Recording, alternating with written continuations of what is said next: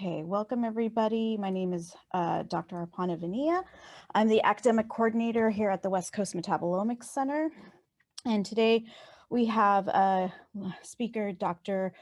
Gina DeNicola from the Moffitt Cancer Center. Her career started at Penn State University as a biochemistry and molecular biology major. She received her PhD from University of Pennsylvania in cell and molecular biology in 2010 under Professor David Tewson. From there, she went on to do her postdoctoral research at the Beth Israel Deaconess Medical Center under the guidance of Professor Lewis Cantley. She was investigating the altered metabolism of non-small cell lung cancer. During this time, she was also the Malcolm A.S. Moore Hope Fund's Cancer Research Fellow. And in 2016, she joined the Moffitt Cancer Center and is currently an assistant professor. Her lab is focusing on cancer metabolism, redox biology, NRF2, among many other related research topics there, which she'll be covering today. And recently in May, the DeNicola lab was awarded the Bankhead Coley Research Grant from the state of Florida. So if you have any questions, please post them during the chat, or not during the chat, but during the talk in the chat box. We'll reserve questions for at the end of the talk. So now please give a big Zoom welcome to Dr. Gina DeNicola.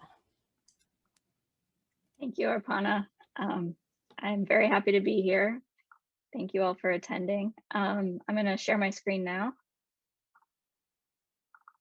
There we go. And I'll be talking to you today about our work studying lung cancer metabolism with a focus on cysteine. So I'm going to tell you a few stories from the last couple of years. I'm going to kind of divide this into work that we've recently published, and then I'm going to also show you a lot of unpublished work that is sort of a work in progress, but I think we're starting to learn some things. So I really like showing unpublished work. So you'll excuse me if it's not totally fleshed out, but I think it's still pretty interesting to show. So let me get a laser pointer. There we go. And I'll start by introducing the transcription factor Nerf2. This is a major focus in our lab, and it's a stress responsive transcription factor that is normally under non-stress conditions kept at low basal levels due to its association with a protein called KEAP1, which binds to Nerf2 as a dimer and facilitates the recruitment of the E3 ubiquitin ligase complex containing COL3 to promote the ubiquitination and proteasomal degradation of Nerf2. However, when cells experience a stress, and this can be a reactive oxygen species or a chemotherapeutic or a carcinogen, this results in the modification of cysteine residues on KEAP1 and a conformational change so that the COL3 complex can no longer be recruited and Nerf2 is no longer ubiquitinated. And this complex will saturate so that newly synthesized Nerf2 is free and it's no longer targeted for degradation, and it can translocate, there we go, into the nucleus to dimerize with small MAF proteins and induce Nerf2 target genes. And these genes are designed to help the cell cope with the stress, detoxify reactive oxygen species or other electrophiles, and restore the system back to homeostasis. So once the stress is gone, Nerf2 is again degraded and the target genes are no longer expressed. Now we're interested in this pathway because in cancer, particularly lung cancer, Nerf2 is constitutively accumulated, and this is due to mutations in Nerf2, which are found in the two domains, the DLG motif and the ETG motif, that contact with KEAP1. And also KEAP1 itself is commonly mutated with mutations found all over the protein, resulting in loss of KEAP1 function due to loss of Nerf2 binding, loss of COL3 binding, or loss of Nerf2 ubiquitination through other mechanisms. And so now this inducible system that's designed to respond to stress is on all the time. And so this results in the transcription of target genes constitutively. And so these genes fall into a variety of different categories, and many of them are metabolic. And this is really where my lab is interested. We think that cancer cells hijack these metabolic programs to support their survival and their proliferation. And in the absence of stress, when cells don't need to repair themselves or don't need to deal with these oxidative insults, this allows them to synthesize new cells and support proliferation. And so there are quite a few categories shown here, and we're only beginning to understand Nerf2 regulated metabolism. So I'm sure more categories will emerge as we continue to characterize how Nerf2 controls metabolism. But some of these genes are involved in amino acid metabolism, and some of these will show up today as I discuss cysteine, namely the cysteine transporter, XCT, which exchanges cysteine for glutamate, and the glutathione synthesis enzyme GCLC, which controls the rate limiting step in the synthesis of glutathione from cysteine. There are also many genes involved in nucleotide metabolism that influence the pentose phosphate pathway and the synthesis of nucleotides, the production of NADPH, both within the pentose phosphate pathway and the metabolism of other substrates to maintain an NADPH, both for the detoxification of reactive oxygen species, but also for macromolecular synthesis, and the metabolism of heme and iron, which is designed to prevent the accumulation of more toxic intermediates when cells are exposed to stress.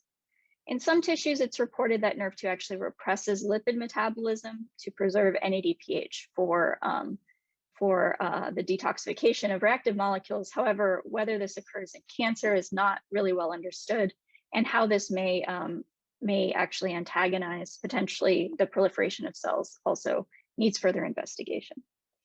So where we're going to spend our time today is looking at amino acid metabolism, particularly cysteine. And so what was known when we started this work about 4 years ago was that Nerf2 regulates the expression of the cysteine transporter to facilitate the uptake of cysteine, the oxidized form of cysteine, into cells from the extracellular environment, where it's subsequently reduced to cysteine. And this is in a one-to-one exchange with glutamate, which gets exported. Nerf2 also regulates the incorporation of cysteine into the tripeptide antioxidant glutathione, and it regulates the expression of GCLC and GCLM, which are important for this first rate limiting step where cysteine is ligated to glutamate. Of course, cysteine is also important for protein synthesis, as are many amino acids within the cell. But we wanted to know more than just cysteine metabolism or glutathione synthesis downstream of Nerf2. And so to ask really how Nerf2 controls cellular metabolism, we generated mouse models of Nerf2 stabilization. So we could study this both in cells derived from the models and also cancer. And so the way that these alleles work, for Nerf2, we introduced a stop cassette upstream of exon 2, so that this allele is actually not expressed until cells or mice are delivered an adenovirus that delivers Cre recombinase, which will cut out this stop cassette. And then in exon 2, we introduced the D29H mutation, which is a mutation in that DLG motif I mentioned that is important for Nerf2's ability to bind to KEAP1. And so we can switch from no expression to a mutated Nerf2. For the KEAP1 allele, we introduced a wild type mini gene where exons 3 to 5 as a cDNA are introduced downstream of exon 2. So this will be spliced into prior to Cre recombinase. However, after Cre, this is excised, allowing for the expression of the endogenous exons, where in exon 4, we've introduced an R554Q mutation, which prevents KEAP1 binding to Nerf2. And so in both cases, we can switch from either not expressed or wild type to a mutated form. And so this prevents proper KEAP1 and Nerf2 association, and Nerf2 accumulation constitutively and target genes are on. So we validated that this is in fact the case in cells derived from our mice, where we can see the alleles are functional. So using this system, we wanted to see how is metabolism altered. And so we started with a very simple system, mouse embryonic fibroblasts derived from our mice, and we performed metabolomics. And we had a very sulfur dominant phenotype. So we could see that glutathione accumulated as we expected. This, as I mentioned, is known to be a target of Nerf2. Nerf2 needs glutathione for its antioxidant function. But we also saw some metabolites that we didn't expect that were cysteine derived, namely cysteine sulfonic acid, CSA, and hypotaurine, HTAU. And so we had never previously linked Nerf2 with this pathway that is mediated by CD01, where cysteine is diverted into taurine synthesis, despite the fact we had looked at this in lung cancer cell lines and knocked down Nerf2 and looked at metabolic changes. And so this pathway is interesting because it's a cysteine overflow pathway. So when cysteine levels accumulate to high levels, this will stabilize cysteine dioxygenase and prevent cysteine from accumulating to toxic levels. And so we know that Nerf2 promotes the uptake of cysteine and its reduction to cysteine. And when we quantified the levels of cysteine within these cells, we saw that they were in fact very high in response to the KEAP1 mutation. And in fact, CD01 protein was also very high, and this was cysteine dependent. So this high intracellular cysteine levels in these fibroblasts was diverting cysteine away into this taurine synthesis pathway. And so we validated this was in fact due to CD01 stabilization. It wasn't a transcriptional change, and it was dependent on high cysteine levels. And you may be thinking, well, this is fibroblasts, this is cell culture, you know, artificially high levels of cysteine. We could also see evidence, of this in our mouse models. So we crossed our KEAP1 mutant allele into a genetically engineered mouse model of lung cancer that's driven by a mutation in KRAS and deletion of p53 in the lung.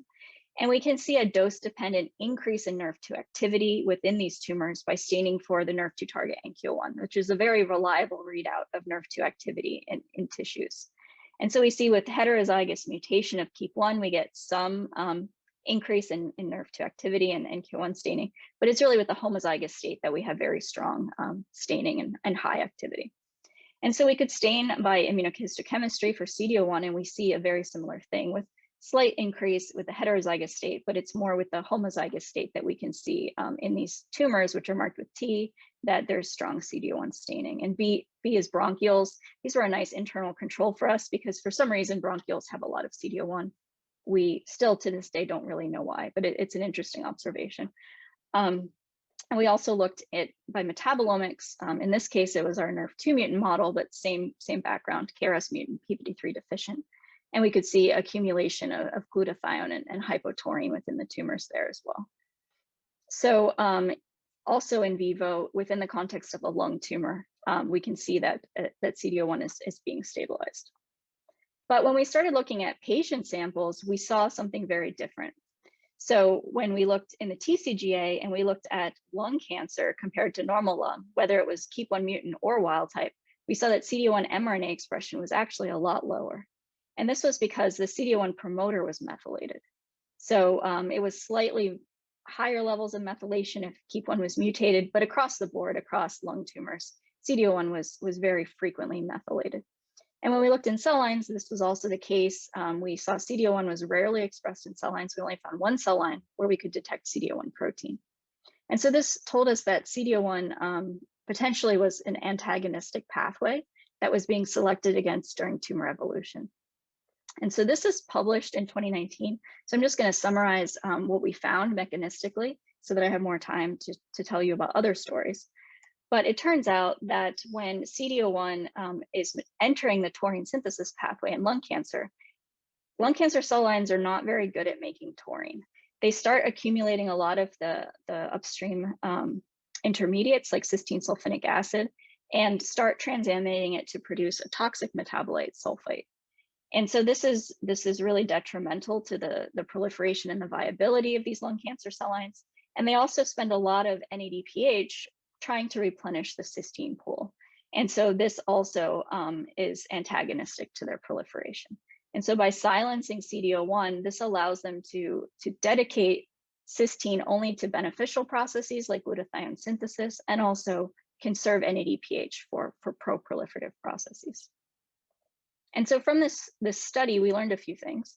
One is that probably pretty expectedly, Nerf2 indirectly regulates metabolism via metabolite levels. So the accumulation of cysteine within the cell activated this CD01 dependent metabolic process. And we really haven't given any attention to the indirect regulation of metabolism downstream of Nerf2 via metabolites, but it's likely to involve much more than just cysteine accumulation. We know that Nerf2, regulates NADPH availability, which is an important cofactor for many processes and many others. We also learned that not all Nerf2 regulated metabolic processes are favorable. And we only saw engagement of this taurine synthesis pathway because we studied primary fibroblasts. If we had started with patient samples, if we had started with the cell lines, we never would have seen it because the pathway was already turned off. So studying primary cells before they undergo the selection process gives further insight into Nerf2 regulated metabolism. And third, the finding that CD1 stability is regulated by cysteine levels, which has been known. We didn't discover this. Really raises the possibility that there's probably more cysteine regulated metabolic processes or even processes. So that really suggests, because CD01 stability is affected by ubiquitination, that there's a cysteine regulated E3 ligase or deubiquitinase that plays a role in this process.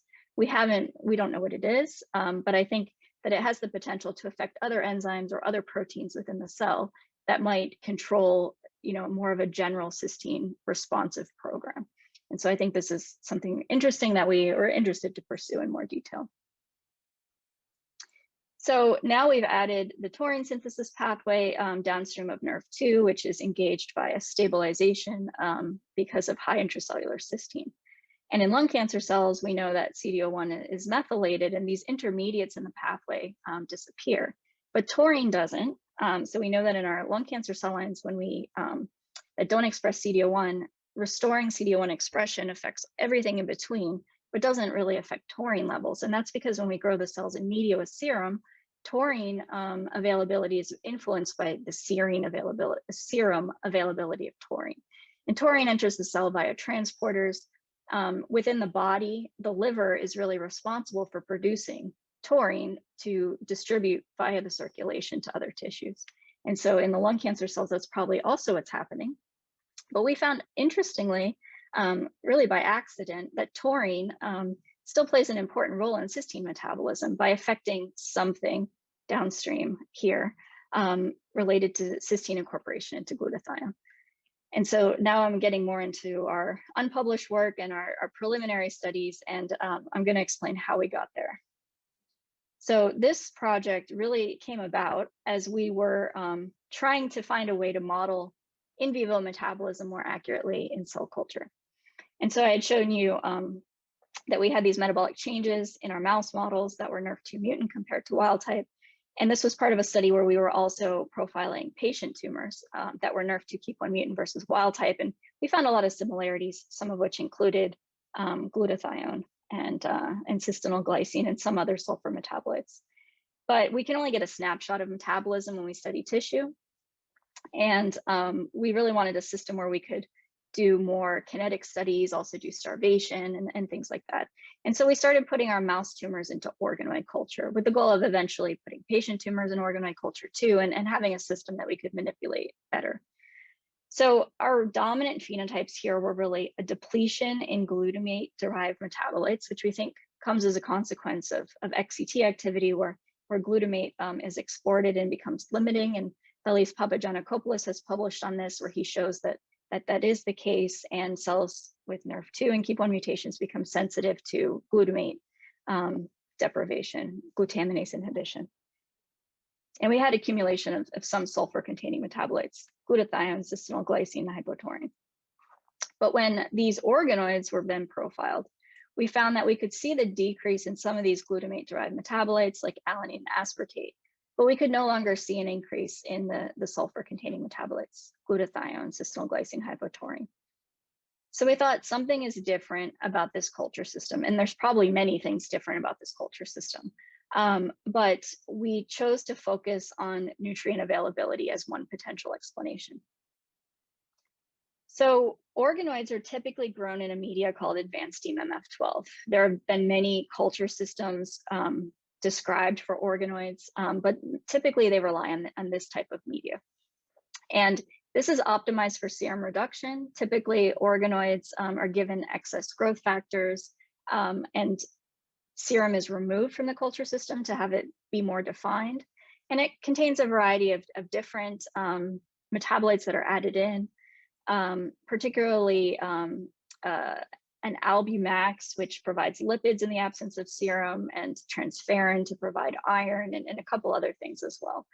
But it's still pretty defined and not nearly as rich as serum in terms of nutrients. So recently, Jason Cantor, when he was in the Sabatini lab, developed a media called Hplm, which you might have heard of. And so this is designed to more accurately mimic the nutrient levels of human plasma, and it contains more metabolites. Not as many as plasma, of course, but it has more than you would find in the advanced DMMF12. And so when we switched them to Hplm, we could see now we preserve the depletion in glutamate-derived metabolites, but we could now see the increase in glutathione that we expect to see, as well as cysteine glycine and hypotaurine. And so when we looked at the composition of Hplm, we had two that really stood out to us: glutathione, which is also found in advanced DMMF12, and taurine, which is not found in advanced DMMF12. And we became even more interested in taurine when Paloma profiled the organoids in both medias and found that the biggest difference within the cells was taurine. So organoids grown in Hplm accumulate more intracellular taurine than those grown in advanced DMMF12. She also saw that they also accumulated more glutathione within the cells. So that told us that maybe taurine was limiting in the organoids grown in advanced DMMF12, and they just had insufficient taurine for glutathione synthesis. So she generated Hplm either lacking taurine or containing taurine and looked at the uptake of these metabolites from the media. So first was taurine. Obviously, without taurine present, they couldn't consume taurine, but when she switched them into taurine, she saw a net consumption of taurine from the media. So we also saw, using stable isotope tracing, that these organoids weren't actually making taurine. So we think that they're totally reliant on the extracellular source of taurine to supply their taurine needs. But she also saw an increase in cysteine consumption.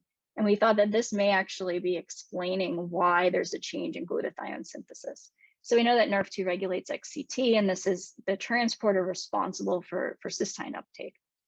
Of course, a lot of things can happen in between cysteine getting into the cell and cysteine being incorporated into glutathione. But we definitely saw an increase in cysteine uptake. Organoids and many cells in culture can also export glutathione, so we wanted to make sure that they weren't just losing it. And we didn't see any difference in glutathione release from the organoids, whether in the reduced form or the oxidized form, most of it being in the oxidized form in supernatant, not necessarily because it's exported that way, but because it likely oxidizes once it leaves the cell. So next we wanted to know, what about the rate of glutathione synthesis? So we gave the organoid stable isotope labeled cysteine, and we saw that we saw increased incorporation into cysteine and glutathione, and this was in a 6-hour time period. So we still haven't ruled out all the possibilities. We don't see a change in XCT expression or GCLC expression, but that doesn't rule out changes in activity. And so we still think that taurine could potentially be affecting any of these steps. Changes in XCT activity could explain why cysteine uptake is greater. Taurine could be affecting NADPH levels and somehow affecting the reduction of cysteine to cysteine, or it might be affecting GCLC activity directly, increasing glutathione synthesis rates. So we're still working on this, but it's really interesting that taurine could be influencing the use of cysteine for an alternative cysteine consuming pathway, and that inadequate levels are interfering with this. So I've told you now about 2 projects focused on where cysteine is going. And cysteine is really important, not just for those 2 pathways, but many processes within the cell. So it's also used to make iron sulfur clusters in the mitochondria, coenzyme A, which is important for many processes in the cell, particularly mitochondrial function, and can also be used to make hydrogen sulfide, which is a gasotransmitter that has all, variety of effects on cellular behavior. But Nerf2 regulates this transporter to increase cysteine uptake and potentially used for all of these processes. So is there really an opportunity for targeting cysteine availability or uptake in the context of a Nerf2 active tumor? And so one consideration is, where does cysteine come from in a KEAP1 Nerf2 mutant lung cancer? So some tissues actually have the capacity to make cysteine. They do so from the transsulfuration pathway, where methionine donates the sulfur and serine donates the carbon. And so if a cell or a tissue has adequate transsulfuration capacity, then starving that cell of cysteine or blocking XCT may not have a lot of, a big effect if adequate cysteine can be produced from this pathway. And the relative contribution of these two pathways across tissues and across tumors is really not well defined in the literature. There have been a few studies now on these pathways, but to date, we really don't appreciate well the contribution of the transsulfuration pathway in cancer. So we really first wanted to understand whether there's even transsulfuration pathway activity in lung cancer. And so to do that, we used stable isotope tracing, where we took serine labeled on all 3 carbons and we followed it into cysteine. So if cysteine is made from serine, we get all 3 carbons labeled. We took a panel of non-small cell lung cancer cell lines and we looked at, sorry, I'm losing the, there we go. We looked at the labeling and we found that we really didn't see any labeling of cysteine from serine. And so if we did, we'd have this dark blue color here, and it's really absent across all these lines. So everything you're looking at is what was already there. And this was a 4-hour labeling period. We also starved them and looked to see whether we could see an increase in labeling, and we didn't. Actually, when we starve them, cysteine disappears. So this really suggests they're very dependent on cysteine to feed their cysteine pool. And because they're so dependent on cysteine, when we starve them, they actually start dying. So we can follow this using a dye called cytoxgreen, which stains the nuclei of the dead cells. And you can see that after about 2 days in this particular cell line, almost all the cells are dead.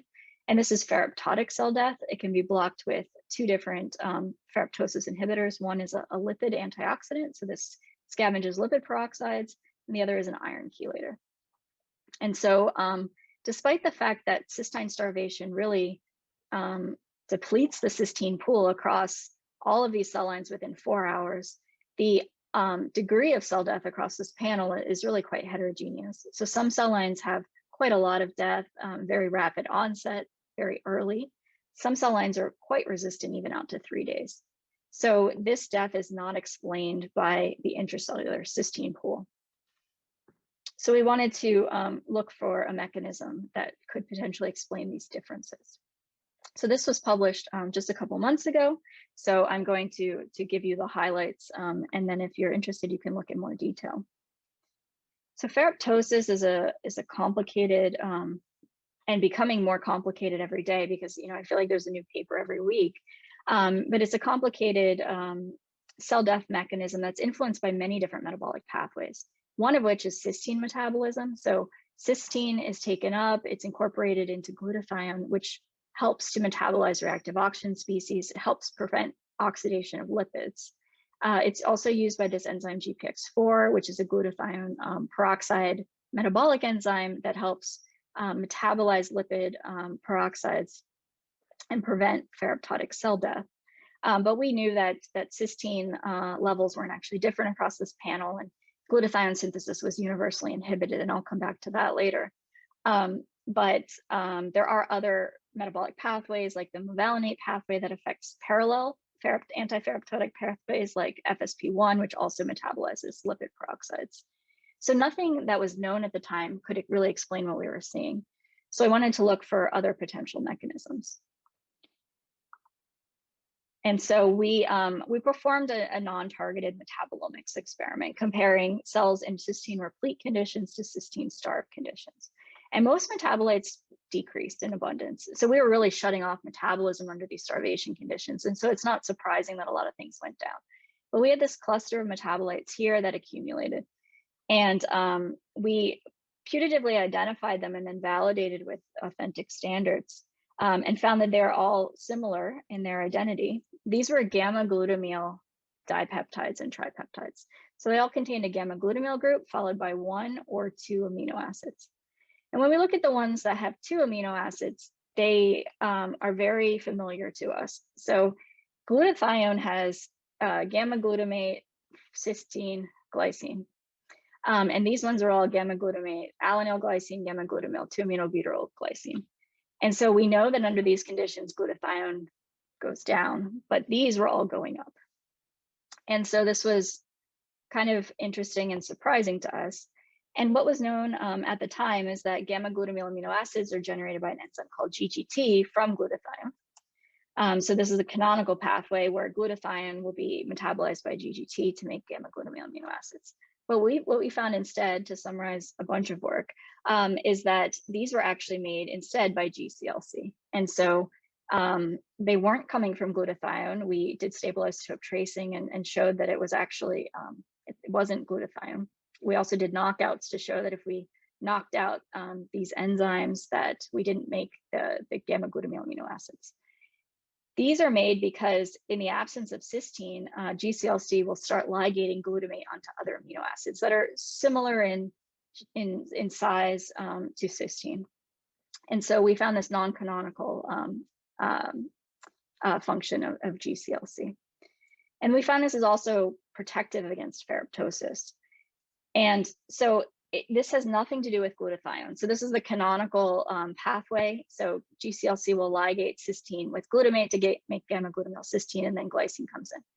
We knocked out GCLC, and we found that these A549s, which are usually semi-resistant to ferroptosis, now become super sensitive. If we add back a cDNA resistant to the small guide RNA, we rescue this. But if we knock out GSS and the cells can't make glutathione, they're resistant. So it's only the knockout of GCLC that sensitizes them. In both cases, the cells can't make glutathione. It's only when we knock out GCLC. And the reason is that when there is inadequate cysteine, glutamate accumulates, and this is really bad for the cell. And so GCLC, by ligating glutamate with these other amino acids, produces these gamma glutamyl amino acids. These don't actually have an important function themselves. It's the scavenging of the glutamate that matters, because glutamate promotes ROS generation and promotes ferroptosis. And so Nerf2 KEAP1 mutant cells are more resistant to ferroptosis across that panel because they have higher GCLC expression and activity. And they were the ones that we found have high levels of these dipeptides and tripeptides. And so this was a really surprising finding because it had nothing to do with glutathione. So we found that, generally lung cancer, we think should be sensitive to cysteine starvation, but there are modifiers. So Nerf2 activity, GCLC activity will protect for some period of time against ferroptosis. But then we wanted to move in vivo and ask what tissues actually can make their own cysteine from serine. And so we did a similar experiment, but now we moved into mice. So we used serine labeled just on one carbon because it was cheaper. It was really the only reason. And we can follow it labeling into cysteine. And what we find is that liver, which is known to do transsulfuration, known to make a lot of cysteine from serine, had really nice labeling. So this was a 4-hour labeling period. We also saw a good amount of labeling in the pancreas. We didn't expect that, but that was nice to have another tissue. We saw minimal labeling in the kidney, thymus, and heart, nothing in the lung, which was nice because it validated our lung cancer's cell lines. Nothing in the brain, nothing in the spleen. So transsulfuration is not a uniform, activity across tissues. It shouldn't have been. We didn't expect it to be. Liver is really known to do this. But the next question we had was, what about cancer? So is transsulfuration something that's gained when a tumor forms? Is it something that's lost? What happens? So we took 2 lung cancer models, our KRAS P53 model and our KRAS P53 Nerf2 model. And we found that the lung had no transsulfuration activity, neither did those 2 tumor models, even with Nerf2 activation. We really saw no cysteine labeling at all in any of the tumors that we collected. However, when we looked at a hepatocellular carcinoma model, and this is driven by MYC and loss of P53, we could still detect transsulfuration in the tumors compared to liver. And so we're collecting more. This was a small number, and there was quite a lot of variability. I think this was about 5 tumors. We think that the reason this looks a little lower is not that there's a decrease in the activity of this pathway, but there's an increase in the contribution from cysteine.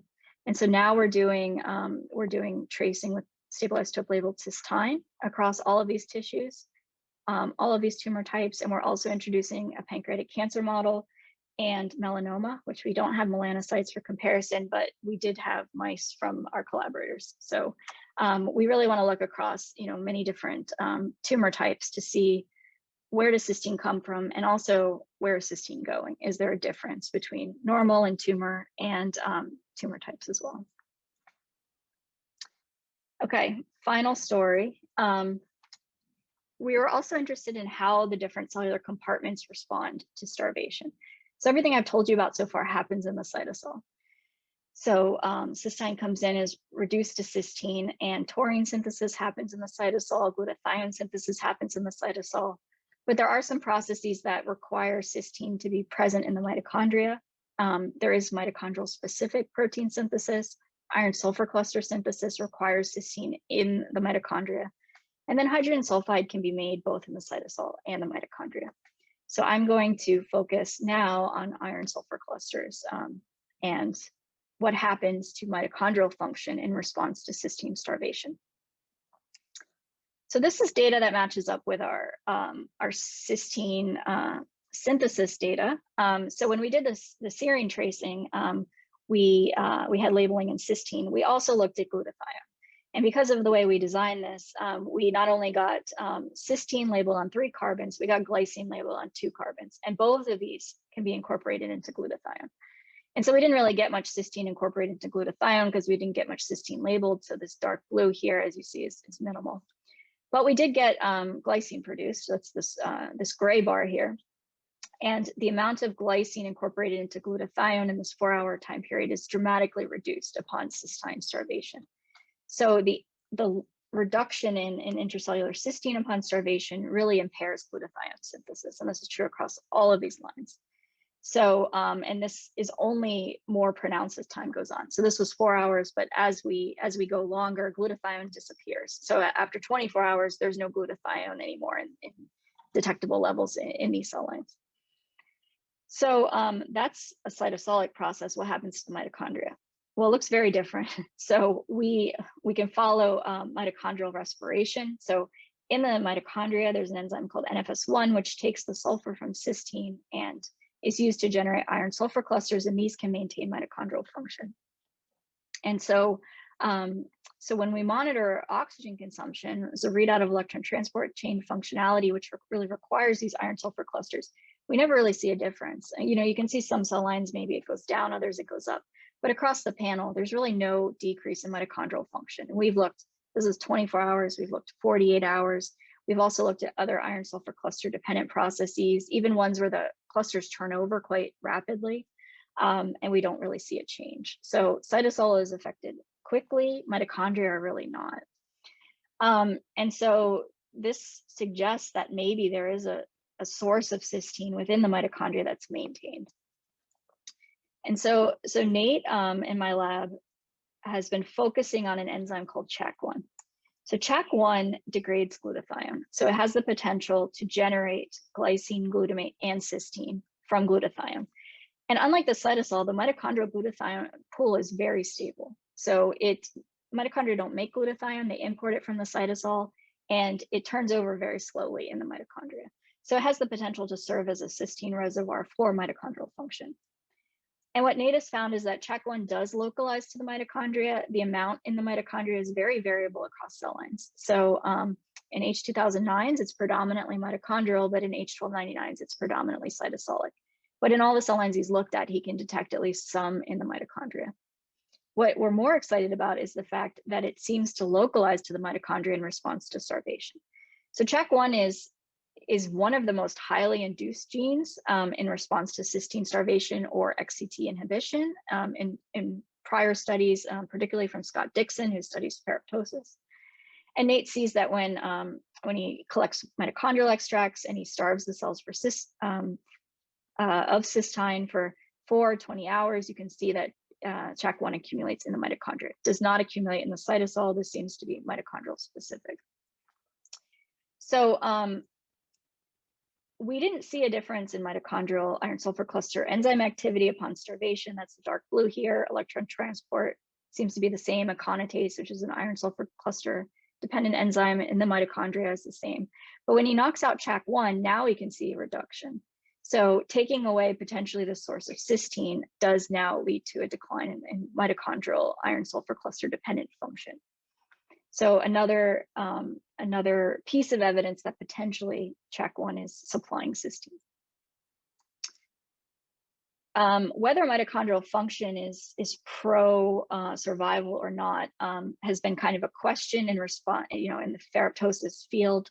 what Nate finds is that when he deletes CHAC1 and he looks at cell viability over time, this actually is protective. So compared to control cells, which undergo this rapid onset of cell death, when he deletes CHAC1, now they're protected, they die later. And this is true in both of these cell lines here. So we think that maybe mitochondrial function is actually proferroptotic, which has been shown in a lot of contexts in the ferroptosis literature. Mitochondria generate reactive oxygen species. These can induce lipid peroxidation, both globally in the cell, but also at the mitochondrial membrane, which can sensitize the cells to ferroptosis. And Nate has also shown that if he blocks mitochondrial function directly using inhibitors of the electron transport chain, either rotenone, which is a complex 1 inhibitor, or antimycin A, which is a complex 3 inhibitor, the combination is not any better than either one alone. He can block the onset of ferroptosis. So we do think that mitochondrial function is promoting ferroptosis.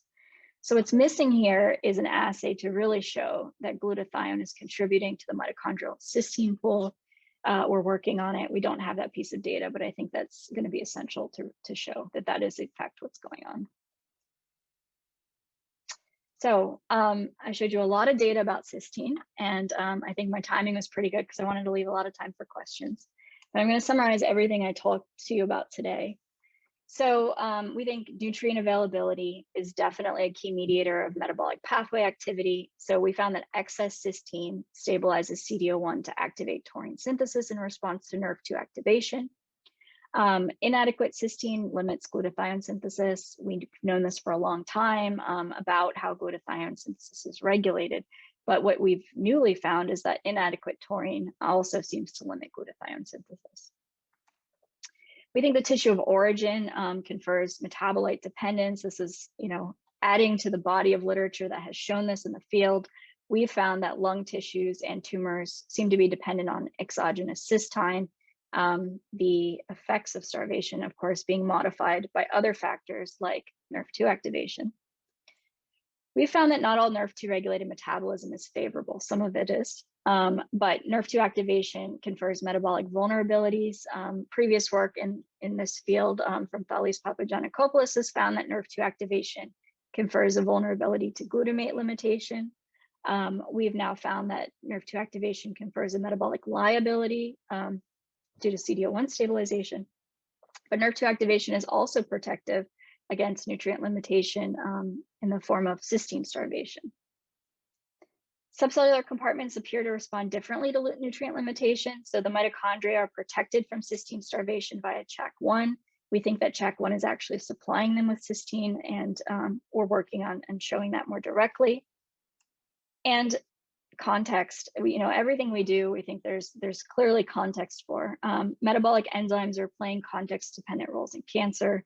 The promotion of mitochondrial function can promote lung tumorigenesis. There's been a lot of work in the field in that area, and we have some as well, and work I didn't have time to talk about, but can also promote ferroptosis. So the function of these enzymes, the consequence of these enzymes is going to be dependent on the nutrient status of the cells. And GCLC can confer both a metabolic vulnerability due to glutamate limitation, but also ferroptosis protection by the same mechanism. So it's very dependent on whether the cells need to be protected from glutamate excess or whether they are limited in glutamate. So thank you for listening. I want to acknowledge everyone who did the work.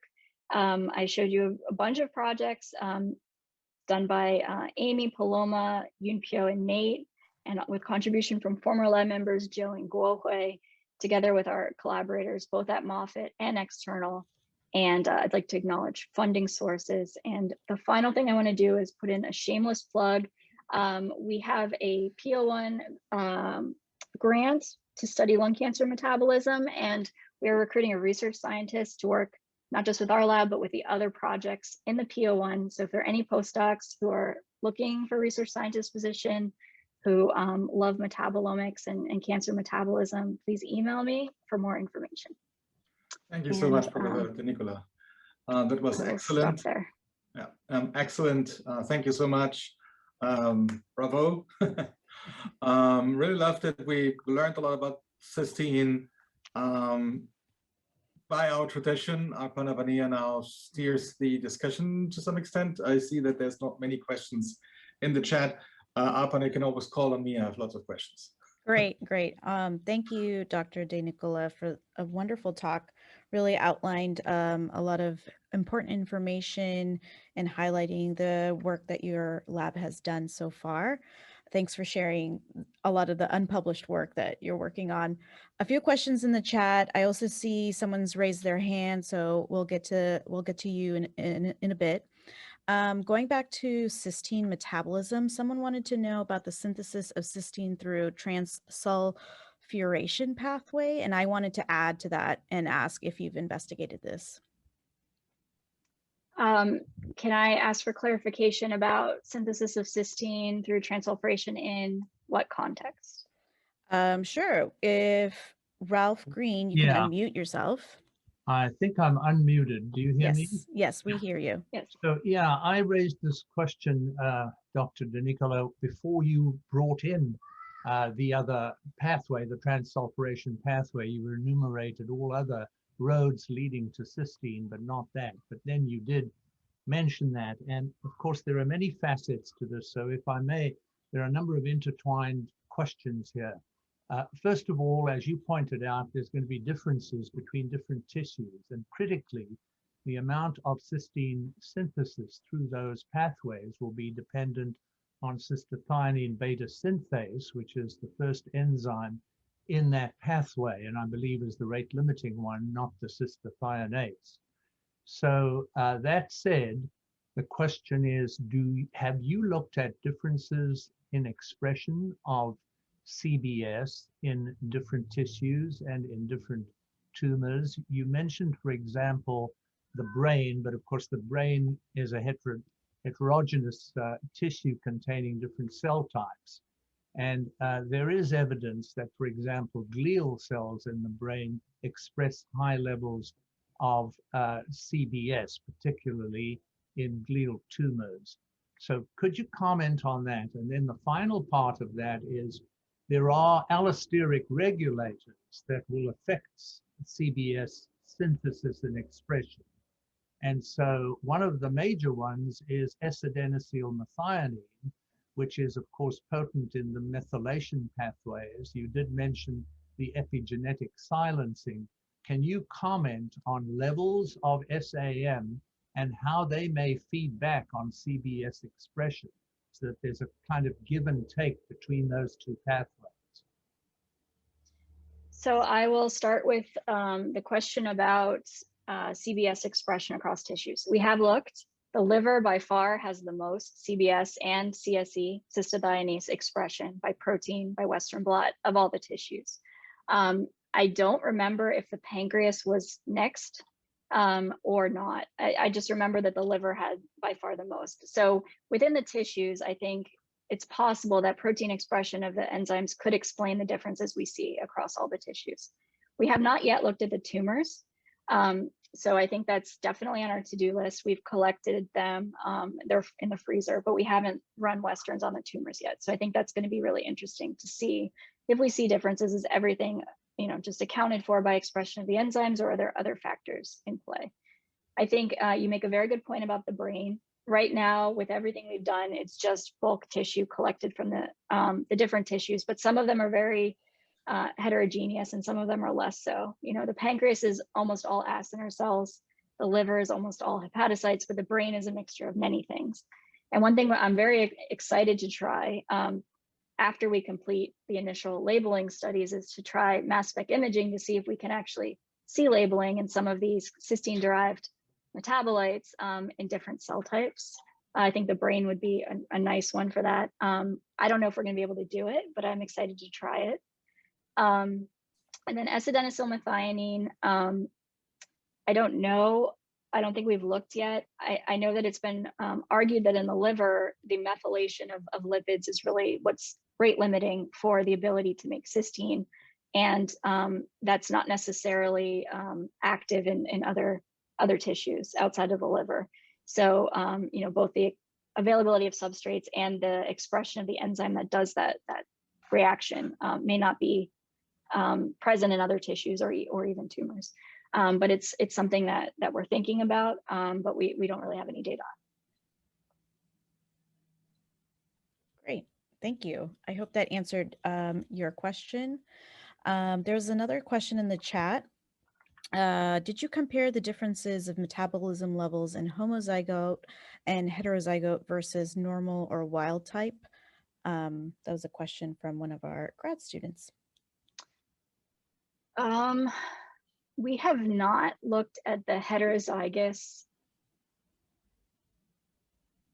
that I recall. So in the fibroblasts, it was homozygous, and in the tumors, I think we've only done homozygous because we were looking for the maximal Nerf2 activity.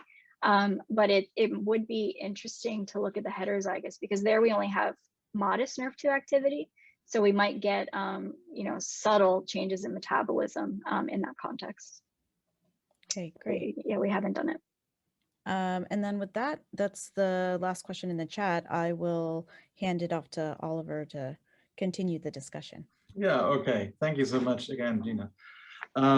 Excellent idea to go to mass spec imaging. That's something we also want to pursue in our comprehensive cancer center here in Davis or Sacramento. So first of all, I think going back to the beginning of the story, why are lung cancer cells and why are other cancer cells importing so much cysteine? What's the main idea? So I think the overexpression of XCT is one reason. But why? Okay, that doesn't. You're asking why is XCT overexpressed? Yes. So I think it's induced in response to a lot of alterations in cancer. So Nerf2 activation is one of them. It's a transcriptional target there. P53 loss will also upregulate XCT. Some signaling pathways will converge there. So I think that's one reason. Another one is I think there's a higher demand for cysteine, and also higher NADPH availability will facilitate the reduction of cysteine to cysteine.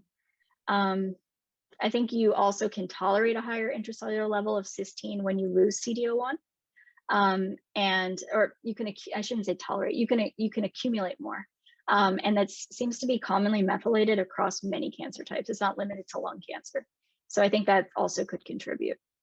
Okay. Because when we restore CDO1 expression, we dramatically reduce the intracellular concentrations down from around 1 millimolar to 100 micromolar. So I think CDO1 loss could be another reason why the levels are so high. Okay. Have you thought about inhibiting CDO1 in, say, mice, tumors like xenografts or other types of? Have you thought about what happens? In xenografts from human cancer cell lines? Yeah, for example, but also like just in general, what happens if you try to inhibit CDO1? Like, will the cancer cells die? But it's not expressed. Oh, it's not expressed. Yeah, CDO1 is not expressed in human cancer cell lines. Oh, okay. Very, very rarely do we find it. Sorry, I'm not that an expert of cysteine metabolism, but the import of cysteine, right? That's XCT. XCT. Sorry. Oh, okay. Yeah, so this has been done by a few groups. They've made genetically engineered mouse models where they knock it out. They've used Erastin analogs to inhibit it, and it would generally shrink tumors. But it's a little controversial why and how. So in pancreatic cancer, someone did a knockout of all cell types and they saw tumor shrink. And someone else did the experiment where they only deleted it in the cancer cells and tumors didn't shrink. So they're arguing it's the fibroblasts. And so exactly which populations are responding to this is still an ongoing debate. But it is something that we're also interested in understanding whether targeting XCT matters, or cysteine availability, or whether there are alternative sources of sulfur that can substitute even in the absence of cysteine to supply the cysteine pool. Well, there are not many options, and the transsulfuration pathway is not that active, as you said. right? So But I see Ralph. Okay. Another option is extracellular glutathione. So glutathione can be broken down extracellularly to supply cysteine as well. Okay. Ralph has another question. Ralph, we do not hear you. You need to unmute you. Thank you, Oliver. Yeah, I mean, you raise a very important, this is fascinating, by the way. Gina, thank you so much for this. There are situations in which one could explore the role of CBS. For example, in Down's syndrome, there is, of course, there are 3 copies. The CBS gene is located on chromosome 21, and there are 3 copies of the gene, so there's overexpression. Of course, you could simulate this by knock-in experiments, but also there are a group of disorders, the homocysteinurias, in which there is essentially the CBS gene is knocked out. And so I'm just wondering, I don't know the answer to this, but for example, the incidence of various cancers in patients with homocysteinuria, I'm not sure, I don't know that there's a literature on this, but it might be interesting to look at that. Yeah, it's an interesting question. I'm not sure if there will be, sufficient numbers to know, but I'll look into it and see. Okay. You also, there's another question in the chat box from Zach Rabo, a grad student. Zach, you want to express it? Sure, yeah, I can talk. It's the first time I'm talking today, so my voice is scratchy. I was just wondering if you actually kind of did any other supplementation or depletion of any of these other metabolites kind of within either 1-carbon pathway or the transsulfuration pathway, particularly like vitamin B6 or B12 to try and get some sort of fingerprint on this status? Not in that pathway, no. Mm-hmm. So we do see this this curious, so maybe you all have some insight into this, and I think some of the vitamins could potentially be involved in this. So we see this odd problem. Let's call it a problem, because it's really kind of holding us up in trying to study liver biology. So we see beautiful transsulfuration in vivo when we do stabilized infusions into mice, but as soon as we take sections of liver and we try to do transsulfuration assays from fresh sections in culture, we can never see it. We can never see labeling, and we've been trying to figure out what's missing in culture. And we've also made liver organoids, tried to do it in culture. We never see it.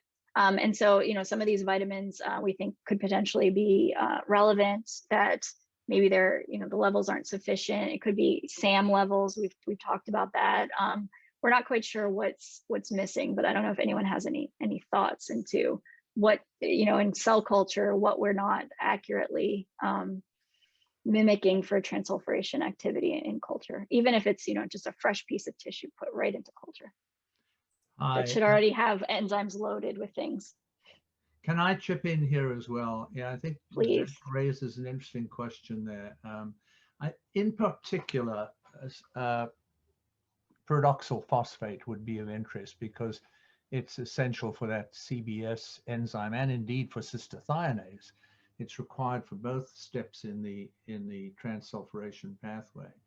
So there are various inhibitors. I don't know how well organoids would grow if you were to inhibit B6 pathways. It's pyridoxal is involved in so many other metabolic pathways that it might be difficult to unravel. But I would say that of all the cofactors, that would be the most interesting one.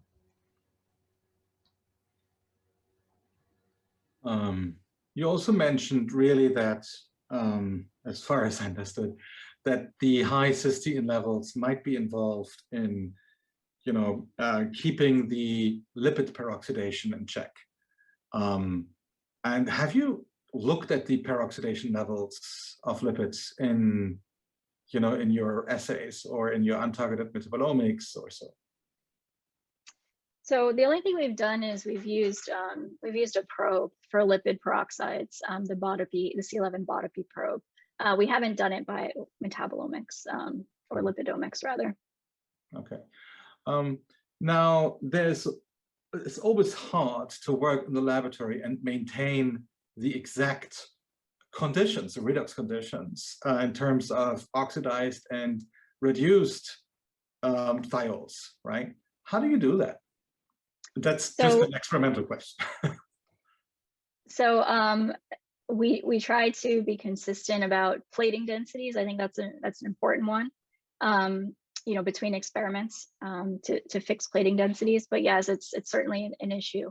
One thing that we try to minimize is experimental oxidation during extraction. So we derivatize cysteine glutathione with NEM and ethylmalamide because we saw, at least for cysteine, we got a lot of oxidation during extraction to the point that all of our cysteine became cysteine. It was less of a problem for glutathione, but it was still an issue. So we definitely try to minimize the extraction oxidation. But in terms of experimental conditions, I think one major issue with the extracellular redox environment is cell density. So that's one that we try to keep very consistent. But you know, you're always going to have day-to-day variability. We just try to do many replicates and look across, you know, days to make sure that we have consistent results. Zach, do you want to continue with your simple idea? No, I was just tagging on to like trying to either do B6 or B12. Kind of going back to what Oliver was saying, is like, why is it overexpressed in cancers? Was if we're having this like increased cysteine uptake, kind of would like shift the pathway to keeping homocysteine levels higher, just based on like kinetics and Le Chatelier, and then keeping those available, I guess, for one carbon metabolism and for DNA methylation. So I guess depleting B6 would be a way of kind of forcing it one way or another. Maybe. All right. So you also, you know, there's many groups that work on N-acetylcysteine. And I vaguely remember in one of your slides, I don't remember if it was fibroblasts or so, you also saw N-acetylcysteine upregulated. Have you further looked into that role of N-acetylcysteine and the acetylations? We have not. So when I saw that, I just assumed it was a consequence of higher intracellular cysteine. We do see a lot of acetyl amino acids, you know, across various experiments. But no, I didn't really think about that at all. Well, yeah. But it's an interesting idea. Yeah. Yeah, there's lots of people who say that's the center of the universe, of course, and you know, that's pretty much everybody claims that they have the center of the universe. But it's certainly interesting, you know, and as I said in the beginning, when we looked at our database of 20 years of research, we saw cysteine hugely upregulated in various cancer cells and tumors, but not in liver cancer. That's kind of like really reflects what you were showing with your label experiment. So it's kind of very interesting in that sense, I thought. Oh, yeah, I'm glad you mentioned that, because I wanted to come back to that afterwards. Okay. You know, I wonder if that's just because the liver naturally, you know, makes a lot of cysteine because of transsulfuration. So maybe it's already high relative to other tissues, and so you're not getting that same accumulation that you get in the other tissue types. Yeah. So accumulation of anything can always be more import or less use, or just changing the redox level. Is that something that might be beneficial to cancer cells, like having a higher redox milieu in terms of redox potential? Is that as simple as that, maybe? Yeah, I think it probably, so we've seen, you know, comparing cancer cell lines to, you know, the fibroblasts we use and things like that. There's definitely more, you know, a more reducing intracellular environment, you know, across the cancer cells, and that extends to the cysteine cysteine redox potential, the glutathione redox potential. So yeah, it could be that, you know, it's just cysteine is more reduced, and it's not the total levels. Yeah. But I think it is beneficial to a degree. I think as long as you don't hit the reductive stress level, having, you know, a somewhat more reduced intracellular environment is beneficial. And when would we hit that? Is there a limit? I mean, you said that the cancer cells are more tolerant to that, right? Okay.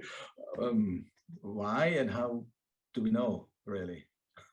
Yeah, you know, this is a question that we grapple with. So one thing, you know, I didn't really talk in detail about our mouse models, but we do have this complicated mix of phenotypes across our models with the effects of Nerf2 stabilization, where we get more tumors, we get initial progression into the early stage lesions in the lung, but at some point when we get to the more high grade tumors, we have a block in progression. And we think that maybe there's a threshold with the reducing environment where once you get to reducing, it's bad. You know, you need some level of oxidation for signaling pathways.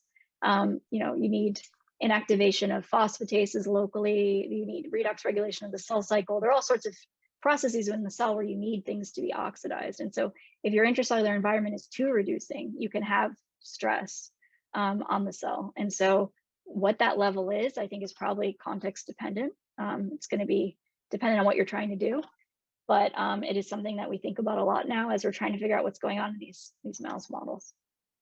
All right. So thank you again. Other people, you know, we still have a lot of people who listen. Anything that comes to your mind now is the good opportunity to ask.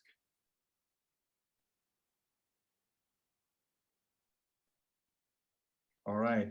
Arpana, do you want to make an announcement for? Yes, I do. I'm ready for that. Sure, but okay. So we'll be taking a break in August for our online seminar, but we'll resume in September 15th with Dr. Maria Fedorova from, sorry if I butcher this, University of Leipzig? Leipzig. Leipzig. Thank you, Oliver. Presentation title is still to be determined, but we will have that updated in our website. Dr. Fedorova is again from Germany, and her lab focuses on understanding molecular effects of reactive oxygen and nitrogen species, but also has developed pipelines and tools such as LPP Tiger for lipid identification. So that'll be really interesting to hear from her in September. So please join us then. I also want to make a quick announcement for the upcoming MANA third summer symposium.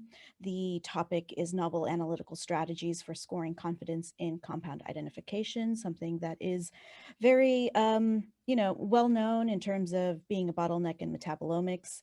We'll be joined by Dr. Aaron Baker, Dr. Emma Szymanski, Dr. Kai Durkop, I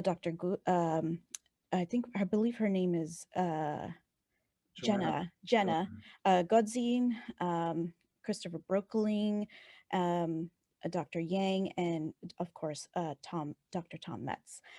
So that will be taking place on September 10th. It'll be a full day of really interesting talks. If you haven't registered already, please do so. There are QR codes, but you can also visit our websites for more information on that. With that, I'd like to thank our speaker once again for a very interesting talk, and we'll all see you in September.